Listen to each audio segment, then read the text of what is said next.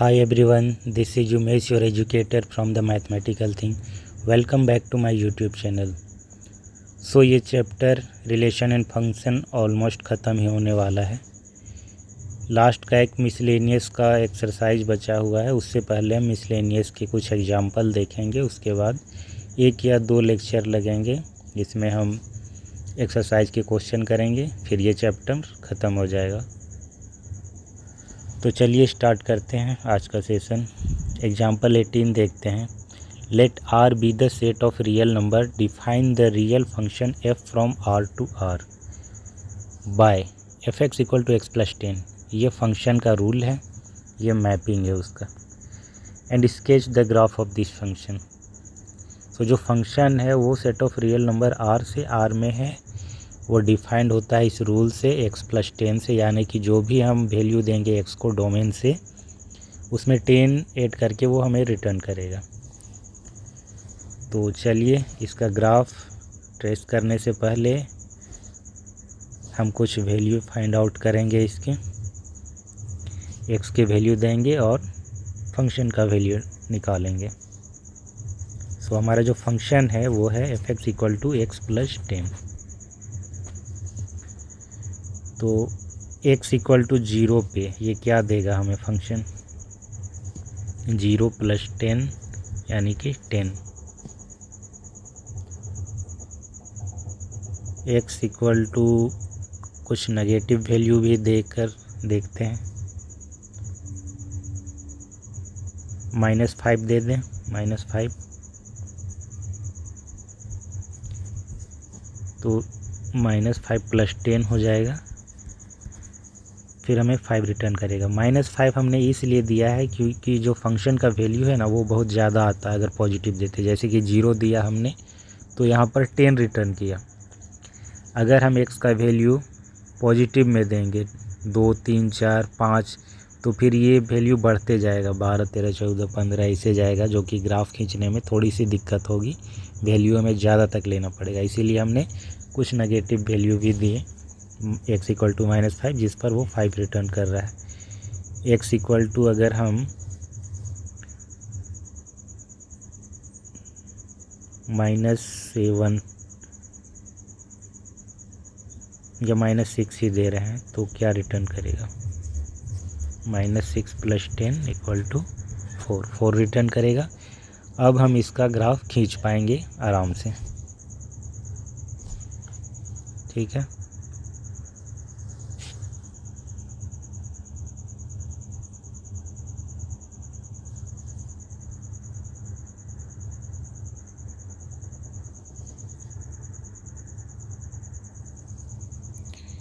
ये x axis हो जाएगा हमारा,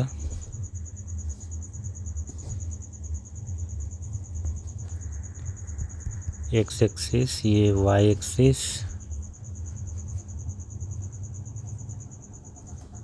ये हमारा ओरिजिन।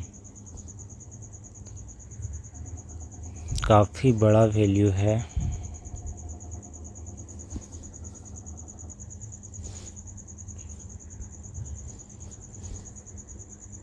एक बार फिर से ड्रॉ करते हैं इसे। ये हमारा वाई एक्सिस रहेगा, ये x axis.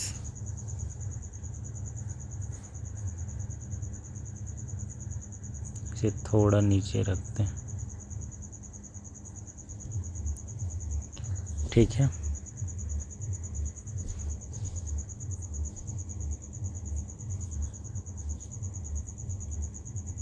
X axis, x x dash, ये वाई वाई डैश, ये हमारा ओरिजिन।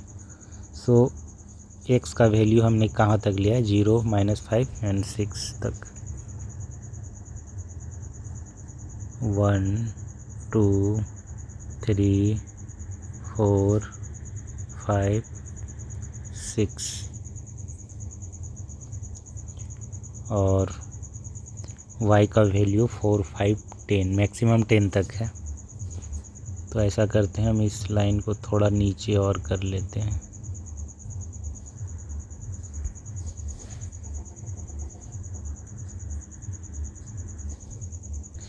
सो अब ठीक है, अब हम ट्रेस करते हैं। ये हमारा ओरिजिन है। सो x इक्वल टू 0 जब हम रख रहे हैं तो हमें फंक्शन का वैल्यू 10 मिल रहा है, यानी कि ये 0,10 हो गया। जब x इक्वल टू -5 रख रहे हैं तो 5 मिल रहा है, और जब -6 रख रहे हैं तो 4 मिल रहा है। तो ये बेसिकली 3 कोऑर्डिनेट है। इतना काफ़ी है कि स्ट्रेट लाइन को ड्रॉ करने के लिए, 2 वैल्यू भी काफ़ी थे। तो 0 पर ये 10 दे रहा है, यानी कि यहाँ पर है ना, 0 पर 10, -5 रखने पर 5 दे रहा है। 1 2 3 4 इधर कहीं पे आएगा।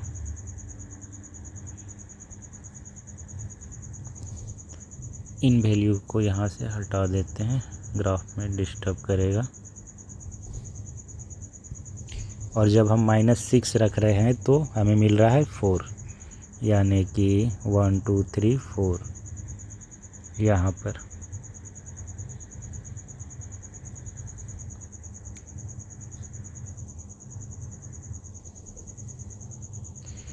तो ये 3 पॉइंट्स को मार्क कर दिए हमने। अब हम तीनों को जब मैच करेंगे तो हमें एक स्ट्रेट लाइन मिलेगा।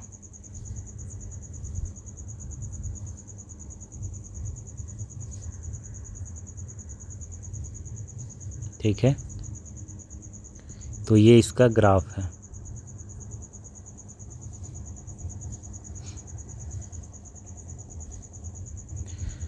सो ये इसका ग्राफ रहा।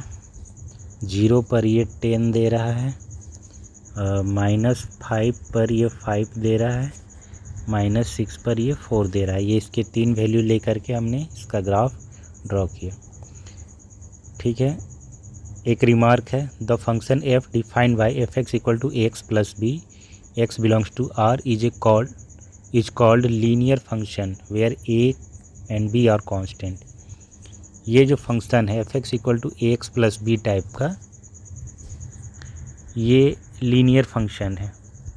ठीक है, यहाँ पर जो fx है ये क्या है, ये फंक्शन है, यानी कि डिपेंडेंट वेरिएबल जिसे हम y से डिनोट करते हैं, और ये ax प्लस बी। तो x का जो डिग्री है, या फिर कह लें कि x का जो पावर है वो 1 है। तो इस तरह के इक्वेशन को हम लीनियर इक्वेशन बोलते हैं। x और y को अगर आप बेसिकली देखें तो ये दोनों ही लीनियर है, इनके जो डिग्री है या पावर है वो 1 1 है। इस केस में इसको लीनियर बोलते हैं, लीनियर इक्वेशन। और इसका जो ग्राफ होता है हमेशा स्ट्रेट लाइन आता है। अगर इसमें x में स्क्वायर होता, पावर 2 होता, तब इसको क्वाड्रेटिक बोलते हैं। और उस केस में जो ग्राफ आता है वो पैराबोलिक होता है, इस टाइप का, या फिर ऐसा ऊपर या नीचे, डिपेंड करता है कि जो कोफिशिएंट है वो पॉजिटिव है या नेगेटिव है। समझ गए? तो ये क्या है, ये लीनियर फंक्शन है। आगे बढ़ते हैं। Example 19, let R be a relation from Q to Q. Q क्या है यहाँ पे, सेट ऑफ रेशनल नंबर है, defined by R equal to a comma b type का ऑर्डर्ड पेयर है, जहाँ पर ए बी रेशनल नंबर है and a minus b integer है। ये भी रेशनल है, लेकिन उनका जो डिफरेंस है वो इंटीजर हो जा रहा है। So that a comma a belongs to R. तो ये जो रिलेशन है हमारा दिया गया रिलेशन में ये वाला कंडीशन दिया गया है। हमारा रिलेशन जो है ऐसे एलिमेंट्स का कलेक्शन है, या फिर ऐसे ऑर्डर्ड पेयर का कलेक्शन है जो इस कंडीशन को सेटिस्फाई कर रही हैं। कौन सा कंडीशन? पहली बात तो ये कि उसका फर्स्ट कंपोनेंट और सेकेंड कंपोनेंट दोनों ही रेशनल होना चाहिए, और उनके बीच का जो डिफरेंस है वो इंटीजरल वैल्यू होना चाहिए। ठीक है, तो पहला नंबर इसमें हमें ये प्रूव करना है कि क्या ए कोमा ए इस रिलेशन में है।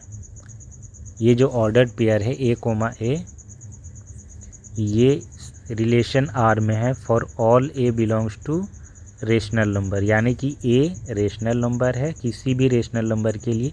ये जो ऑर्डर पेयर है ये इस रिलेशन को बिलोंग करना चाहिए। अब इस रिलेशन को बिलोंग करने के लिए जो कंडीशन है वो अगर सेटिस्फाई कर गई तो ये जो ऑर्डर पेयर है उस रिलेशन में आ जाएगा। कंडीशन क्या है, चलिए देखते हैं।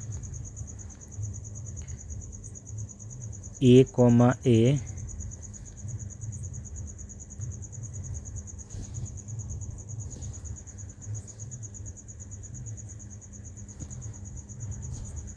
जहाँ पर ए जो है हमारा रेशनल नंबर है, ठीक है, रेशनल नंबर है। यहाँ पर क्या दिया गया है, जो दोनों ऑर्डर्ड पेयर, ये जो ऑर्डर्ड पेयर में दोनों कंपोनेंट है ए और बी, ये दोनों रेशनल है। तो यहाँ पर भी हम देख रहे हैं कि ये जो ऑर्डर्ड पेयर है ए और ए, ये दोनों क्या, ये एक ही है, बेसिकली एक ही चीज़ को रिपीट कर दिया गया है। तो ए रेशनल नंबर है, पहला कंडीशन हमारा सेटिस्फाई हो गया। अब हम देखेंगे कि दोनों कंपोनेंट का जो डिफरेंस है वो इस रूल के हिसाब से इंटीजर होना चाहिए। Now a minus a equal to 0 होता है and we know that 0 is a rational number. 0 real भी है, रेशनल भी है ना। सो इस हिसाब से, और सॉरी रेशनल नहीं, यहाँ पर इंटीजर होगा,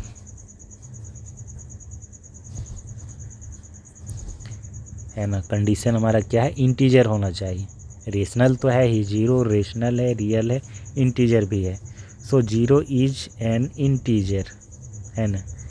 हमारा जो कंडीशन है वो इंटीजर के लिए है। तो a माइनस ए 0 आया, और 0 हम जानते हैं कि इंटीजर होता है, रियल भी होता है, रेशनल भी होता है। तो इस कंडीशन के हिसाब से जो दिया गया कंडीशन है, a minus b should belongs to z, यानी कि जो डिफरेंस है वो इंटीजर होना चाहिए। तो यहाँ पर a माइनस ए 0 आया, और 0 क्या होता है, इंटीजर होता है। तो इसका मतलब a माइनस ए बिलोंग कहाँ कर गया, z में। क्यों बिलोंग कर गया, क्योंकि a माइनस ए 0 होता है और 0 इंटीजर होता है। तो दोनों कंडीशन सेटिस्फाई कर गया। पहला कंडीशन तो ये कि a हमारा रेशनल नंबर है और उसका जो डिफरेंस है a और a का वो आ रहा है इंटीजर। सो a का जो ऑर्डर्ड पेयर होगा वो बिलोंग कर जाएगा कहाँ पे, इस रिलेशन में, यानी कि इस सेट में। रिलेशन क्या है, एक सेट है जो कि सबसेट होता है कार्टेशियन प्रोडक्ट का, ठीक है। तो ये डन रहा।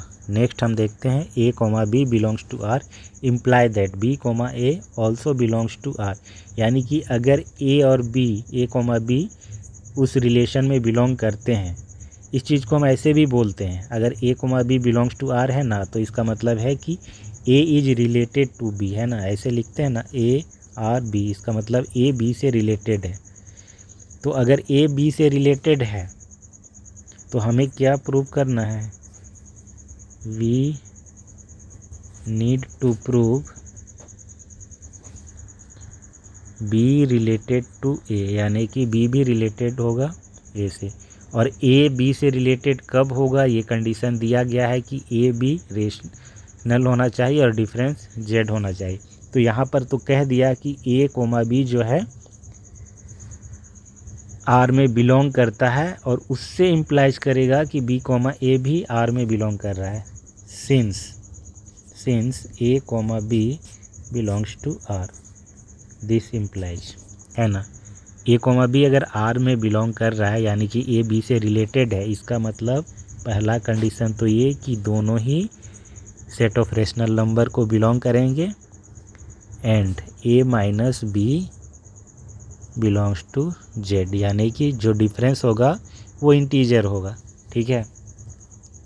दिस इम्प्लाई, अगर a coma b belongs to r है, उसी को हम ऐसे भी लिख सकते हैं, sorry a coma b belongs to q है, तो हम उसको उल्टा करके भी लिख सकते हैं, b comma a belongs to q, set of rational number. And अगर a minus b belongs to Z अगर इंटीजर है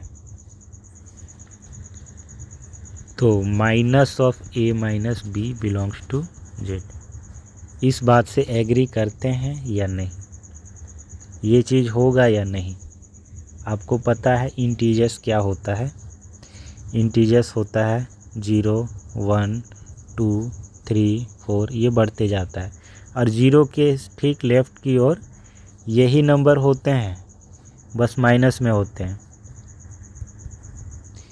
यानी कि अगर कोई भी number a belongs to Z है तो इसका मतलब उसका नेगेटिव भी जेड में बिलोंग करेगा, है ना।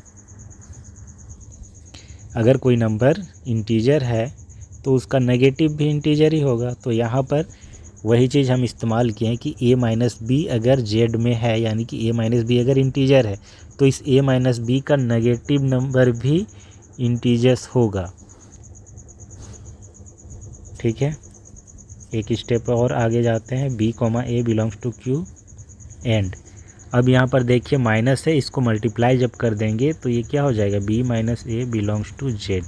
अब दोनों कंडीशन हो गया हमारा सेटिस्फाई कि a कॉमा बी इंटीजर है और जो डिफरेंस है a माइनस बी जेड में बिलोंग करता है। तो यहाँ पर हमने क्या लिखा, b कॉमा ए रेशनल है और b माइनस ए इंटीजर है। तो अब हम इसको लिख सकते हैं उस रूल के हिसाब से कि b कॉमा ए, है ना। यहाँ पर दिया था a कॉमा बी, क्योंकि यहाँ पर ऑर्डर भी मायने रखता है। a कॉमा बी है जो हमारा ऑर्डर्ड पेयर, क्योंकि एक ऑर्डर में अरेंज होता है। तो a कॉमा बी रेशनल है और a माइनस बी इंटीजर्स है। इसी चीज़ को जब हमने उल्टा दिखाया कि b माइनस ए जब इंटीजर है और b कॉमा ए रेशनल है, तो अब हम लिख सकते हैं कि b कॉमा ए का जो ऑर्डर्ड पेयर है वो हमारा क्या हो जाएगा, उस रिलेशन में बिलोंग करेगा, यानी कि b related to r। Next हम देखते हैं तीसरा पार्ट इसका, a comma b belongs to r and b comma c belongs to r, यानी कि a रिलेटेड टू b है और b रिलेटेड टू c है। तो यहाँ से इम्प्लाइज कर जाएगा कि जो a है वो c से रिलेटेड होगा। ठीक है, सो दिया गया है कि a कॉमा बी रिलेशन में बिलोंग कर रहा है and b comma c also belongs to r, यानी कि b भी c से रिलेटेड है। अब चूंकि a b से रिलेटेड है, दो कंडीशन सेटिस्फाई करेगा ये भी। पहला कंडीशन है कि a comma b belongs to rational number and a minus b belongs to क्या, z। ये हो गया इसके लिए, इस ऑर्डर पेयर के लिए। ठीक है, अब इसके लिए भी सेम चीज़ लिखेंगे, एंड लगेगा यहाँ पर, या दूसरा वाला एंड यूज कर दें, चलो ये कर देते हैं। तो b कॉमा सी जब r में बिलोंग करता है, इट मीन्स कि b comma c belongs to rational number, यानी कि b c दोनों रेशनल होंगे एंड b माइनस सी ये सेट ऑफ इंटीजर्स को बिलोंग करेगा, यानी कि b माइनस सी इंटीजर होगा। ठीक है, तो हमें ये दिखाना है कि a कॉमा सी ये रिलेशन में बिलोंग करता है। तो इट मीन्स कि दो कंडीशन यहाँ पर सेटिस्फाई कराने होंगे। पहला कि a और c हमारे रेशनल नंबर हैं एंड a माइनस सी जो है ये इंटीजर्स है। ठीक है, अब हम क्या करेंगे, इन सारे कंडीशन को हम मिलाएंगे। देखिए a कॉमा बी रेशनल है, a एंड b रेशनल है, b एंड c भी रेशनल है। तो इनको एक साथ हम लिखते हैं a कॉमा बी कॉमा सी। ठीक है, b दोनों जगह कॉमन है इसीलिए एक ही बार लिखाएगा a b और c। इसका मतलब है a और b और c तीनों सेपरेटली हमारे क्या है, रेशनल नंबर हैं and a minus b belongs to z, ये मतलब इंटीजर है एंड b माइनस सी भी हमारा क्या है, इंटीजर्स है। अब हम वापस आते हैं इंटीजर्स की प्रॉपर्टी पर, देखते हैं 0 1 2 3 ये नंबर्स होते हैं -1 -2 -3। ऐसे जाते हैं। अब आप ध्यान देंगे कि 0 है, उसके बाद 1 2 3 जो है ये नेचुरल नंबर है, और 0 के लेफ़्ट में सेम नंबर्स हैं बट नेगेटिव साइन के साथ हैं। तो कोई भी नंबर आप उठा करके जोड़ लो, कोई भी 2 नंबर, आप देखोगे जो रिजल्ट आएगा ना वो एक इंटीजर ही होगा। 0 के साथ किसी भी नंबर को जोड़ दो, कोई फ़र्क ही नहीं पड़ता, सेम नंबर ही रहेगा, यानी कि वो इंटीजर्स है। ऑलरेडी इंटीजर्स से आप ले रहे हैं। 1 2 को अगर आप जोड़ेंगे तो क्या आएगा, 3 आएगा। 3 तो ऑलरेडी है, तो 3 इज ऑल्सो एन इंटीजर। 3 और 2 को जोड़ देंगे तो 5 आएगा, 5 इसमें है आगे, है ना। माइनस में ले लेगा, -2 और +3 को जोड़ दें तो क्या आएगा, 1 आएगा, 1 इज ऑलरेडी हेयर। -3 एंड 2 को अगर हम ऐड करेंगे तो क्या होगा, फिर से इसमें -1 आएगा, तो -1 इज ऑलरेडी है। तो इट मीन्स कि कोई भी 2 इंटीजर्स आप ले करके ऐड करें, जो रिजल्ट आएगा वो भी इंटीजर्स होगा। तो इसी चीज़ का हम यहाँ पर इस्तेमाल करेंगे, एक स्मार्ट मूव चलेंगे, उसके बाद हमारा क्वेश्चन कंप्लीट हो जाएगा। ठीक है, तो ए, बी और सी ये तीनों रेशनल हैं, तीनों से हमें लेना देना नहीं है। हमें बेसिकली ये चीज़ दिखाना है कि a comma c belongs to R. तो a comma c belongs to R के लिए हमें ए और सी को रेशनल दिखाना है और ए माइनस सी को इंटीजर। तो यहाँ पर हम क्या करेंगे, बी को छोड़ देते हैं, सिर्फ ए और सी से मतलब है। ए और सी क्या हो गया, रेशनल, तीनों रेशनल हैं, बी, सी और ए भी। तो बस ए और सी का हम लिख रहे हैं क्योंकि उसी से मतलब है। एंड अब देखिए यहाँ पर कि ए माइनस बी जो है इंटीजर्स है और बी माइनस सी भी इंटीजर्स है। तो जो प्रॉपर्टी अभी थोड़ी देर पहले बताए थे वही यूज करेंगे। 2 इंटीजर्स नंबर हैं, उन दोनों का सम भी इंटीजर होगा, तो हम क्या करेंगे, इन दोनों को जोड़ देंगे। A minus b plus b minus c should also be an integer, है ना। ए माइनस बी इंटीजर है और बी माइनस सी दोनों सेपरेटली इंटीजर है, तो दोनों का सम भी इंटीजर होगा। अब आगे चलते हैं, a comma c belongs to rational number. And यहाँ पर क्या होगा, जब ऐड करेंगे तो माइनस बी और प्लस बी ये कैंसल आउट हो जाएगा और बचेगा क्या, बचेगा a minus c belongs to Z. Condition satisfy हो गया, कहाँ है ये, ए कॉमा बी रेशनल और ए माइनस बी इंटीजर। यानी कि ये चीज़ बिलोंग करने के लिए अगर ए कॉमा बी रिलेशन में है, इट मीन्स कि ये कंपोनेंट दोनों क्या है, रेशनल है और दोनों का डिफरेंस ये हमारा इंटीजर्स होना चाहिए, है ना। वापस आते हैं यहाँ पे, ए कॉमा सी रेशनल है और दोनों का डिफरेंस हमारा इंटीजर्स है। इट मीन्स ए कॉमा सी का जो ऑर्डर्ड पेयर होगा वो क्या हो जाएगा, वो बिलोंग करेगा आर में, यानी कि रिलेशन के अंदर होगा, ए रिलेटेड होगा सी के। नेक्स्ट क्वेश्चन देखते हैं, example 20, let f be a linear function. यहाँ पर जो फंक्शन है बेसिकली वो रोस्टर फॉर्म पे दिया गया है, यानी कि उसके एलिमेंट दिए गए हैं। और फंक्शन के एलिमेंट क्या होते हैं, ऑर्डर्ड पेयर होते हैं, या कह लें कि ये कोऑर्डिनेट है इस सेंस में, क्योंकि फंक्शन जो है उसका एक ग्राफ होगा, ये एक्स कंपोनेंट ये वाई कंपोनेंट, इनको आप रखोगे तो इसका ग्राफ भी मिलेगा। तो कह रहा है कि ये जो फंक्शन है एक लीनियर फंक्शन है। लीनियर यानी कि f x equal to a x plus b type का होगा। और ये जो फंक्शन है फ्रॉम जेड टू जेड है, यानी कि इंटीजर्स ले रहा है और इंटीजर दे रहा है। हमें वो फंक्शन निकालना है कि फंक्शन यानी कि वो जो रूल है जिससे ये कैलकुलेट हुए हैं, 1 के बदले 1 आया है, 2 के बदले 3 आया है, 0 देने पे -1 आया, ये आया कैसे, किसी फंक्शन में रखने पर आया होगा, है ना। तो वो फंक्शन हमें पता करना है कि वो फंक्शन क्या है, क्योंकि क्वेश्चन में ही कह दिया है कि लीनियर फंक्शन है।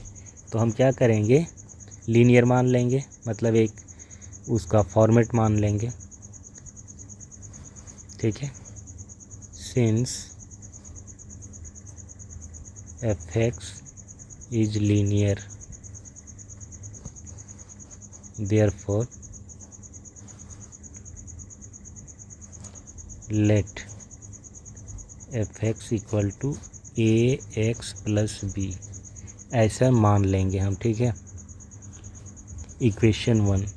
अब क्योंकि ये फंक्शन है और इसका रोस्टर फॉर्म दिया गया है, ये सब जो वैल्यू हैं बेसिकली फंक्शन से ही आए हैं। कहने का मतलब 1 रखे हैं हम, तो कैलकुलेशन होके हमें 1 मिला है, 1 रखने पे 1 मिला रिटर्न में।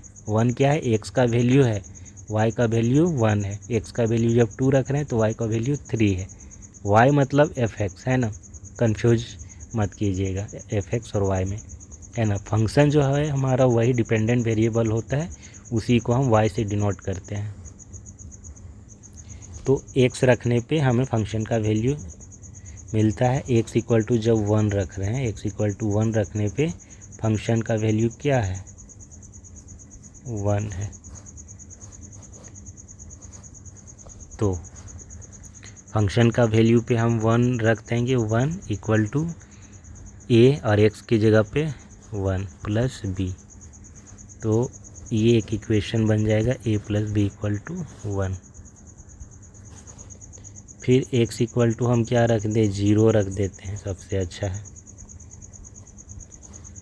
ये a, ये 0, ये b, तो सिर्फ b बचेगा।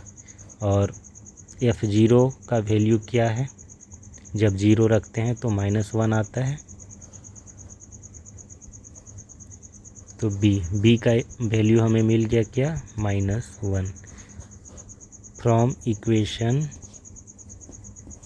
2 a -1 इक्वल टू 1, a का वैल्यू 2 आ जाएगा, ठीक है। इस इक्वेशन पे रख दिया, इक्वेशन 2 पे, ठीक है। अगर किसी भी तरह का कन्फ्यूजन हो रहा हो तो हम एक बार इसे डायग्राम से भी समझ सकते हैं।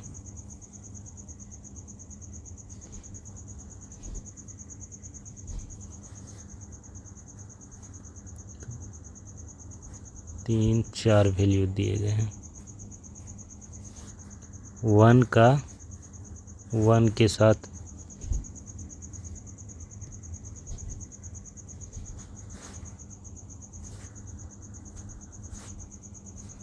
1 का 1 के साथ एसोसिएशन, 2 का 3 के साथ, फिर 0 का -1 के साथ, -1 का -3 के साथ, ठीक है। यानी कि जब x का वैल्यू 1 रखते हैं तो y का वैल्यू 1 मिलता है। तो वही चीज़ हम इस्तेमाल किए, सारे वैल्यू लेने की ज़रूरत नहीं है। 1 एक बार रख दिए तो एक इक्वेशन मिल गया हमें, ये वाला condition a plus b equal to 1। दूसरा बार जब x इक्वल टू 0 रख दिए तो हमें b का वैल्यू ही मिल गया -1। अब b का वैल्यू वापस हम यहाँ पर रख देंगे और a का वैल्यू निकाल लेंगे जो कि 2 आया। अब ये जो a और b का वैल्यू निकला, ये हम इक्वेशन 1 में रखेंगे और हमें वो फंक्शन ही मिल जाएगा।